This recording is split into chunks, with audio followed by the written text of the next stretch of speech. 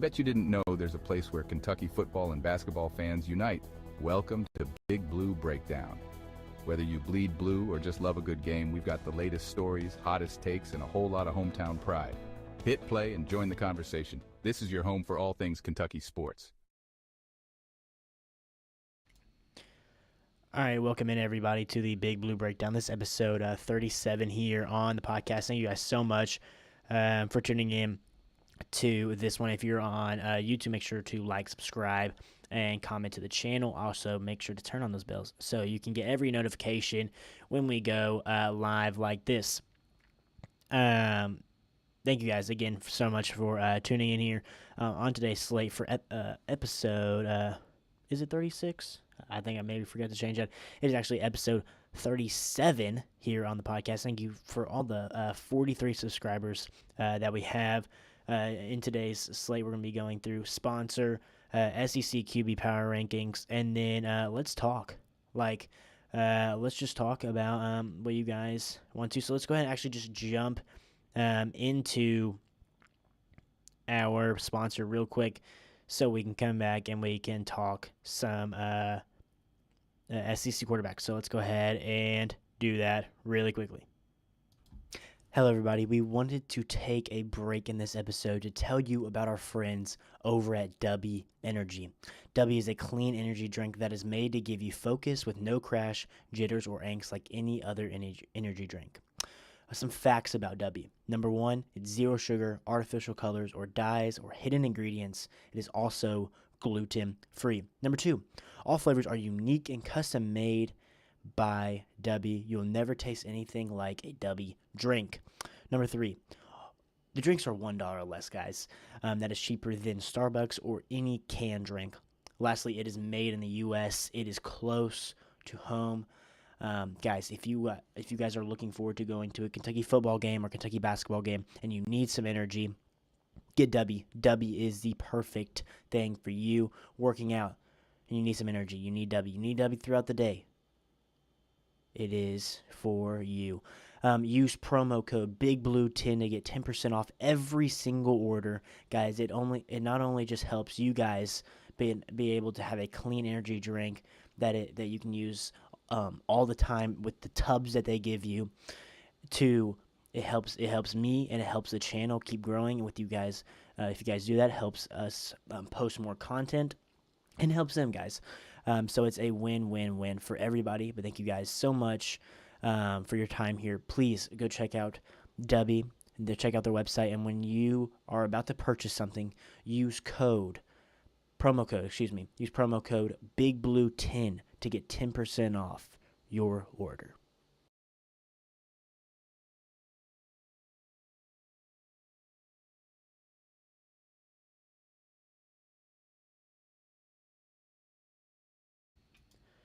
Alrighty, let's go ahead and jump into our SEC quarterback rankings. So before we actually get into these here, I wanted to tell you about the criteria of how we are going to be doing these. So these are my SEC quarterback power rankings, if you will. So heading into the 2025 season, this is preseason how I feel about this quarterback. This is not necessarily what I think will end up happening at the very end of the year and where they will end up. I just think this is where they are technically starting. So let's go ahead and start with ranking number 16, Bo Pribula. He's a transfer from Penn State. He is now the quarterback at Missouri. He threw for 275 yards last year, 5 touchdowns, 1 interception with a QBR of 76.7, actually pretty daggone good. And you can see the games that he actually played in last year, which is actually a good amount, but it was only maybe for a couple of runs. Now, this guy is a really good dual threat quarterback. Missouri is a very quarterback-friendly offense that they run. I just did actually a prediction about this team on TikTok. Go check that out. But yeah, I have him at number 16 here. I just think it's going to be really, really tough for him because the he doesn't have the experience that I would like going into an SEC slate that is tough. I mean, it's easy in SEC regards, the Missouri slate, but I think it's still very, very tough, and I think they're going to have some trouble with this one. So that is who I have at number 16. Just the inexperience is what is why I have him here, and his numbers are actually pretty good when he's went into the game. I just think the inexperience, and now you're coming to the SEC level. I that's the reason for him to be at 16. I do think he can move up after the season has gone on, or at the very end of the season, actually. Moving on to number 15, and a big reason why I have Blake Shapen here at number 15 is because his surrounding staff, his surrounding support for the Mississippi State Bulldogs. I have him at 15 again, mainly because the surrounding staff, and he dealt with some injuries last year. You can see that he did not play in a lot of games last year, and some of the games that he played in, he had a QBR of 25.7 in some of them. And last year he threw for 974 yards, 8 touchdowns, 1 interception with a 51.5 QBR. Now, the reason I like him over Bo is because the experience, and he has been successful in the Big 12 at Baylor. This is why I have him at number 15. I just think his surrounding staff is not good. He lost his number one wide receiver actually to Missouri, but he does get Fluff Boswell from South Alabama, I believe, in the backfield with them, so that could really help. I think Jeff Lebby has a very, very good offense.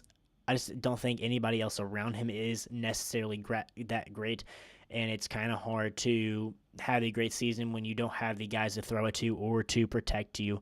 So this is why I have him sitting at number 15. We move on to number 14. I know I'm going to catch a lot of flack for this next one, and that is because we have at number 14 in our our SEC quarterback power rankings is Joey Aguilar, sitting at the 14th spot here. He in 2024 he threw for 3,003 yards, which is actually really, really good. And he accounted for 23 touchdowns. But the part that gets me is the interceptions. 14 interceptions for Joey Aguilar in 2024, and this was in a league that's not the SEC. They were in the Sun Belt Conference, not even close to the SEC, and you're throwing 14 interceptions. That is not that great. He threw at a clip. I mean, he had a QBR of 65.7, which isn't that bad. It's just not the greatest. The interception is what really gets me. And I don't know exactly how his game is going to translate to Tennessee. I think he's a solid runner, but apparently he does deal with some turnover problems. He's turnover prone sometimes. And the games that in the fall camp, apparently there has been a QB battle. So this is my prediction of who is going to be QB1. But I believe that he is the guy as of right now for sure. So we move on to number 13, and I believe this guy actually is going to move up an absolute ton in after the season starts. And I love his potential. Obviously, just as a quarterback, but his surrounding staff, he has the best offensive line in the SEC. In the 2024 season, he only amounted to 167 yards, no touchdowns, no interceptions, of a QBR 73 even. Excuse me. I like his potential. I really do. His talent is really, really there for me. And I like him. And obviously, his O line is going to be absolutely huge to his success moving forward. But I am a big fan of Tyson Simpson. I think he is really, really good on the ground, and I think Kalen DeBoer helps him move in the right direction after Jalen Milroe departs. Moving on to number 12, to Alabama and Georgia, not having quarterbacks in the top 10, actually. But Gunnar Stockton here at number 12. He did not appear, only appeared in 4 games last year. Went 3-1, 40 yards last year, 1 touchdown, 1 interception, 54.9 QBR. I just didn't love what I seen from him. But here's the thing: he has the best surrounding staff possibly in the SEC, maybe behind Texas. So I think it would go Texas, Georgia, and then Alabama for surrounding staff. But Georgia has such a great surrounding staff that you kind of have to move him up the ladder because his success is going to be better when you got guys around you that can really help you. That is why I have him sitting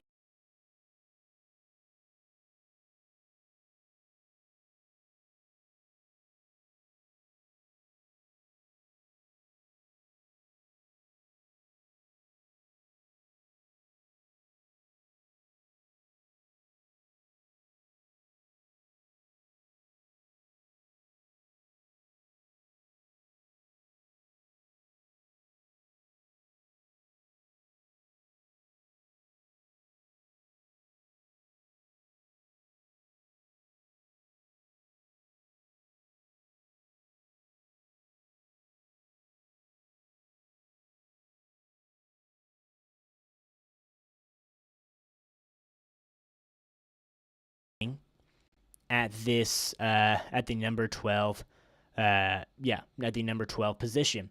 I actually like his potential moving forward. I think that Mike Bobo can mold him into a solid quarterback, and I think that there's a chance that he can really help out this offense. If he can live up to his full potential, he can really take that offense to a next step. But as for now, what I've seen, I'm gonna have to put him at the 12th ranking. But he's honestly moved up because of how good his surrounding staff is. We move on to number 11, Austin Simmons. He had some really, really good action against Georgia. And the drive that he was in, they went down and they scored a touchdown. They looked great in that drive. I'm very, very excited for this guy. I think he has the potential to be very, very good moving forward. But it's just the lack of experience that he has had. I don't love that, and it's the lack of production, and he's being kind of thrown into the fire as a really, really young guy into an SEC slate that is absolutely brutal for somebody to go through, any quarterback. But he had a QBR of 95, which is absolutely insane. 282 yards, 2 touchdowns, zero interceptions, and the time that he's gotten is the max 7 passes. You know what I mean? So that's kind of where I'm at with him. Just the inexperience is where it has me. But again, I know I'm going to catch a lot of flack. I know I'm going to catch a lot of flack for this one as well. But in my SEC QB power rankings heading into the year, as they start out, I know that experience is really, really key, and experience in the SEC is very, very key. So that is why I actually have Zach Calzada in the top 10 here, ranking at number 10. He threw for 3,744 yards last year at Incarnate Word, 35 touchdowns, which is absolutely insane. 9 interceptions, kind of have to cut down on that, I think, at the SEC level. But he's had SEC success, guys, and I think he can get back to that. And I think the Big Blue Wall steps up this year. And I think he actually has some really, really good surrounding staff, especially with his running back room and his wide receiver core as well. He has the experience, guys. He's going into his 6th year of college football. This is why I like him here.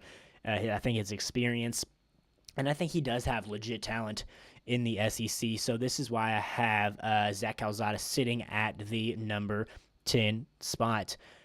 We move on to, let's see here, number 9.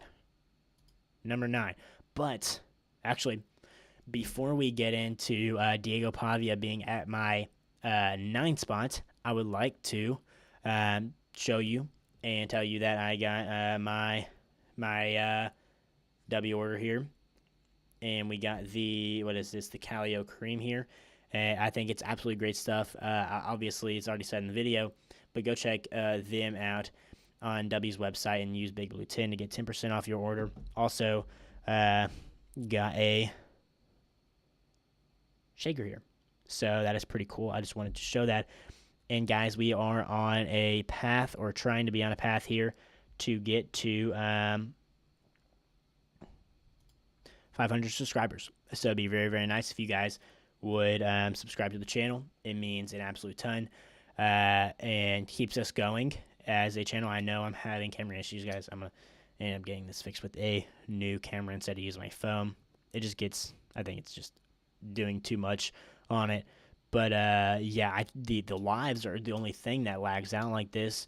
The videos are perfectly fine. But yeah, go to 500 subscribers would be big if you guys would do that. But we move back on to our SEC QB rankings. Sitting here at number 9, we have Diego Pavia. In 2024, he had a lot of success beating a really, really good team in Alabama. That was really the starting point of people just absolutely loving this guy. And he threw for 2,293 yards last year, 20 touchdowns, 4 interceptions. He is really, really good at not throwing the ball away. He knows the system of his offensive coordinator, used to be his head coach as well. I really, really like Diego. Vandy brings back a ton of production from last year's season, and he had a 74.6 QBR rating. Only the reason I have him above Zach Calzada is because he's done it in the SEC more recently. That's the reason I have him above Zach Calzada. So yes, I do have Diego Pavia at my number 9 spot. I think he has got a really, really good supporting staff, and he's been in the system a lot. I don't think that's really going to amass to a lot of wins. I will share that in the series that I have going. But yeah, I don't think that's really going to amass to a whole lot of wins. I like him as a quarterback. Yes. I think he's really, really good outside the pocket, and he really does know the system. So I just think the thing that is really keeping him from going up right here, whose ranking is this? True to Kentucky Blue. These are just my rankings. I'm ranking the SEC quarterbacks. Yeah. Right now I have I don't know if you've been watching the entire time, but I'll go through them all at the very end. But right now I do have Diego Pavia at my number 9 spot here. But yeah, true to Kentucky Blue. This is my personal SEC QB power rankings heading into the season. I don't believe this is exactly where everybody's going to end up, but this is how I have them going into the season. So this is where I have him, and then we move on to Jackson Arnold of Auburn. I think his talent is absolutely huge. I think Oklahoma last year, the reason he wasn't able to really show his potential, his offensive line was terrible. It was even worse than Kentucky's last year, which is obviously saying something. But in 2024, he threw for 1,421 yards, 12 touchdowns, 3 interceptions, but had an absolute terrible QBR of 47.8. He got benched last year for Brian it's Hawkins. I don't know. I forgot his first name, but it's Hawkins. He got benched and he came back in. But yeah, this is where I have Jackson Arnold. I think he is going to have the surrounding staff this year. I am a big fan of Eric Singleton. I'm a big fan of Cam Coleman. I think the offensive line is solid. And I think the system with him and Hugh Freeze together, I actually think they mesh really well and combine and be very, very solid in this 2025 season. So I do have Jackson Arnold sitting at my number 8 spot. We move on to number 7 here. Marcel Reed. Now, this is a guy that I'm actually really, really high on going into the 2025 season. I love what he can do on the ground. He threw for 1,864 yards, 15 touchdowns, 6 interceptions, and a QBR 75.4.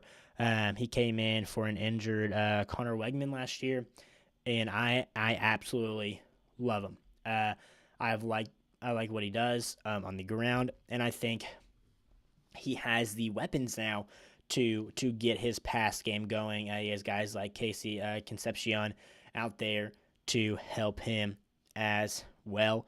But I am an absolute fan of his, actually a lot. I like what he has done for Texas A&M, and I think he actually takes a step this year because of just him being in the system and him just developing. I think he takes that next step, and I think he's got better guys around him this time, and I think he has a better supporting staff. I think his offensive line is going to be pretty solid. So this is where I have actually Marcel Reed right now. We move on to number 6, I believe, and I have DJ Lagway.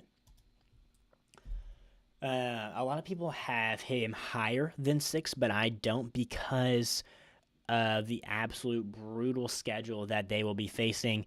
I really do like his offensive line. I think his wideouts are pretty solid as well. I think Jaden Ball in the backfield is absolutely huge for this guy to have. I really, really like it for him, and I think that he takes the next step. But what's going to be limiting him is his injuries. He has had injuries throughout the summer, apparently, and that has really, really been hurting him. And so you obviously can't control that, but that has to factor in if you're not playing. So I have DJ Lagway sitting at number 6. We move on to Taylon Green at my 5 spot. Now, I am really, really high on Taylon Green. I actually think he takes another step forward from a really, really good season last year with Bobby Patino. He threw for 3,154 yards last year, 15 touchdowns, 9 interceptions, 70 QBR last year. I'm really high on this guy. I'm actually pretty high on Arkansas as well. I like his options. Obviously, they face a very, very tough schedule. I love what he can do outside the pocket, though, and I think he takes a next step actually in the system under Bobby Patino, and helps his game moving forward. Again, really, really high on Taylon Green. Moving on to my number 4 spot, Lenoris Sellers. I have him ranked at number 4 right now. I think he has the potential to actually. So I think 1, 2, 3, and 4. All of them can be 4, and all of them can be 1. That's kind of how I am thinking about these guys right now. Ranking 4, I have him here because I think what's limiting him to not being 1 is his offensive line. He had an absolutely terrible offensive line last year. Got sacked a lot. I absolutely love what he can do outside the pocket and create. I think he takes the next step in the system, like I've been saying about a lot of guys. He threw for 2,534 yards last year, 18 touchdowns, 7 interceptions with a QBR of 69.8. Again, I am actually a really big fan of his. I think he does take that next step in moving forward in the South Carolina offense, and I think he has a pretty good surrounding staff. I just think he moves forward and progresses as a player, and I think that shows on the field, especially in his progressions, just actually being in the system as a quarterback instead of just creating with his amazing legs. But yeah, that's where I have him right now. We move on to number 3. John Mateer at number 3. Now, the reason I have him at number 3 and not number 1 or number 2 is because he hasn't done it in the SEC. This is going to be a big step up for him. But he did throw for 3,139 yards last year, 29 touchdowns, 7 interceptions, and a QBR of 70. Now, I like this guy. I think he's actually one of the best overall quarterbacks. I think he can easily be number one. If my prediction right now was who's going to be the best quarterback by the end of the 2025 season, my prediction right now, he'd be number one. I think the Oklahoma offense really helps him out a lot, even though the schedule does not. It is not very favorable for the Oklahoma Sooners. I actually think they're pretty daggone solid. I think he's the best overall quarterback in the SEC. And what I mean by that is he's one of the guys that can get out of the pocket and create for himself. He can go out and make a throw outside the pocket when needed, but he's also really, really good in the system. And this is going to be another year for him in the same system. His offensive coordinator comes over with him to Oklahoma from Washington State. So I think both of them together are very, very dangerous, and he knows the system of his offensive coordinator obviously really, really well. We move on to number 2 here in Arch Manning. Guys, I know the hype around Arch, and I know it's kind of been insane. This guy is legit, though. This guy is legit. If you've seen him play any football, this guy is legit. He threw for 939 yards in 2024, 9 touchdowns, 2 interceptions with an 87.5 QBR. They couldn't keep this guy off the field. They couldn't keep him off. They had to put him in because he affects the game so well. And I think now with the starting role, I think you get that a lot more. So I put him at the number 2 spot. He has the best surrounding staff in all of the SEC, from offensive line to his weapons to Steve Sarkisian calling the plays. I love this for Arch Manning. I love the system that he's in, and I think he thrives. I do think he thrives. Now to number 1. I have Garrett Nussmeier here. He threw for 4,052 yards, 29 touchdowns, 12 interceptions with an 80 QBR. The reason I have this guy number 1 is because they had the best transfer portal class, and they bring an absolute ton of guys. This guy was possibly one of the best quarterbacks in the SEC last year and led the NCAA in passing yards. I love this guy. It's just because he's proven it. He's proven it, and he has potential to be even better this year again under the system. Again, I really, really like it for Garrett Nussmeier. But yeah, if we want to go through all these one more time, I will tell you guys. So, number 16. I'll see if I can. There we go. Number 16, Bo Pribula. Number 15, Blake Shapen. Number 14, Joey Aguilar. Number 13, Ty Simpson. Number 12, Gunnar Stockton. And then, sorry here. What I'm doing, figuring it out. Number 11, Austin Simmons, and then number 10, Zach Calzada. Number 9, Diego Pavia. Number 8, Jackson Arnold. Number 7, Marcel Reed. Number 6, DJ Lagway. Number 5, Taylon Green. Number 4, Lenore Sellers. Number 3, John Mateer. Sorry. Number 2, Arch Manning. And number 1, Garrett Nussmeier. So these are my quarterback rankings heading into the 2025 season. But yeah, that is my quarterback rankings. Do you guys have somebody that you believe is overrated, underrated heading into the year? Who is your guys' number 1 quarterback? But yeah, that would wrap up my my list of quarterbacks heading into the SEC in 2025. Yeah, That's really, if nobody has a question, we can wrap this up, but doesn't seem like anybody has a question.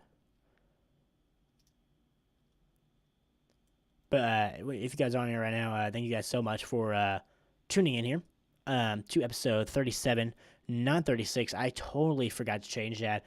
But yeah, episode 37 here. I will get this camera figured out. I know it's very annoying to watch like this. I can barely watch it myself. But yeah, if you guys have any questions right now, go ahead, be free to ask. Any comments on the rankings? Free to ask as well. I am more than happy to sit here and talk as long as you guys want. But if nobody has any questions or comments, we'll hop off of here.